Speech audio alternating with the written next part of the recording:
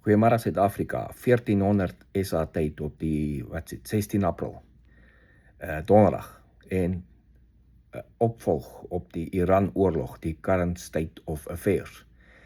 So het is nou al die vierde dag van hierdie blokkade van die Strait of Hormuz en so 'n bietjie feedback wat teruggegee word.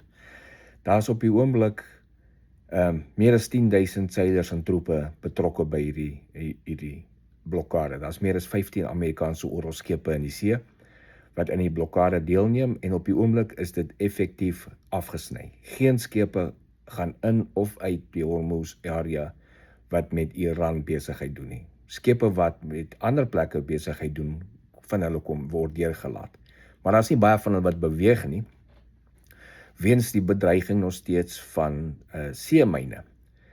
Nou, as ek praat van die seemyne, daar word nog steeds daagliks minesweeping operasies gedoen met die minesweeper skepe en ook met onderwater drones en met ander toerusting wat ons het. En sedert die minesweeping begin het in maandag, 4 dae, nog nie 'n enkele seemyn gevind nie een nie. Wat beteken sover dat Iran geblaf het. Hulle het net gesê hulle het seemyne in die plek gelos en obviously as jy 'n privaat skip is, jy ry met 'n skip, 'n groot olietanker of so wat miljoene dollars olie of voorraad aan boord het en jy hoor die terroriste sê vir jou daar is seemyne geplant, dan gaan jy beslis nie daar deurry nie. Tot jy versekering kry, dis nie daar nie. So die versekeringsmaatskappye wat dan ook hierdie skepe verseker wil ook nie hulle moet deurry tot hulle nie clearance kry dat daar definitief niks is nie. So op die oomblik die enigste dreigement wat hy skepe het, is moontlike missielaanvalle van die wal af vanuit Iran uit missiel of drone aanvalle. Die minesweeping gaan voort tot daar 100% seker gemaak is daar's geen seemyne in die omgewing nie. Sover soos ek gesê het, 4 dae, nie 'n enkele een gekry nie. Dan gaan ons voort met die blokkade.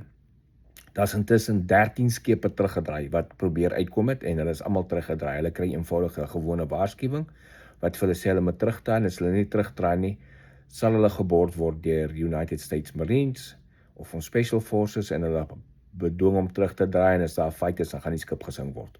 Sover die 13 wat probeer uitkom het almal teruggedraai en nog niemand het deurgekom nie.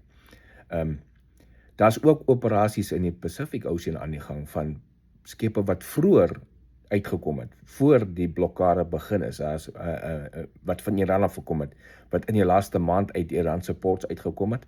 Daai skepe wat nog vaardig is in die see, van hulle word ook onderskep en gehou waar hulle is, dat hulle nie kan gaan aflewer wat hulle gekoop het nie. So die blokkade is nie net van maandag af nie, enige skepe wat voor dit uit is, wat by Iran olie gekry het, word nou onderskep in die see en gehou op 'n plint, dat hulle nie kan verder ry nie. So effektief word Iran se ekonomie nou heeltemal afgesny. Dit beteken, binne die volgende maand, 2 maande, gaan Iran nie die geld hê om hulle regering te betaal, hulle soldate te betaal en so nie. En nou gaan jy 'n probleem begin sien as jy nie kan jou salaris betaal nie. Dis nie die grootste. Die grootste probleem is, ongelukkig ook vir die bevolking, voorrade kom nie in nie, met ander woorde, vars vrugte, groente, die goed wat jy in 'n winkel sit, kom nie meer in nie. So dit gaan nou begin leeg raak, die winkelrakke gaan leeg raak. So al het jy geld om goed te koop, die winkel het niks binne nie. Dis steeds 'n probleem. Behalwe die wat vir hulself kan sorg, hulle eie tuine, hulle eie voorsiening kan maak vir kos en vir groente en vrugte, en jy kan nie nou 'n aartappel plant en volgende week pluk nie. So ongelukkig gaan hierdie 'n probleem raak.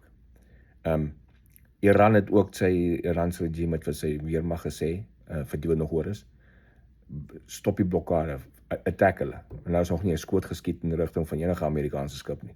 Daar was in die begin 1 of 2 drones op skepe gelanseer, hulle is eenvoudig afgeskiet. So hier is nou baie duidelik vir die wat gedink het dit is nie so nie. Iran is in die grond in. Hulle weermag bestaan nie meer nie. Die manskappe wat oor was, wat nog onder bankers en goed weggekry het, wat nou en dan nog kon uitkom en 'n missiel lanseer, het nog niks weer gedoen nie. Dis deel van die skietstaking moontlik, maar daar's chaos in Iran onder die regering en onder die oorblywende IRGC soldate wat oor is. So dit beteken dat daar gaan binnekort weer samesprekings wees. Hierdie keer hopelik is die samesprekings van so 'n aard dat die mense wat kom vir die samesprekings met Amerika het die het die regte en die magte om goeders te aanvaar, want die voriges het blykbaar nie die regte gehad om goed te aanvaar. Hulle moes dit terugvat na hulle leier toe om final sign-off te kry. Want die leier, die seun van die Ayatollah Khomeini wat dood is in die eerste strike, is tot nou nog nêrens sigbaar. Nog niemand hom gesien nie. So, ons weet nie waar hy gaan nie. Dis die stand van sake op hierdie dag, die 16 April. Geniet die dag verder.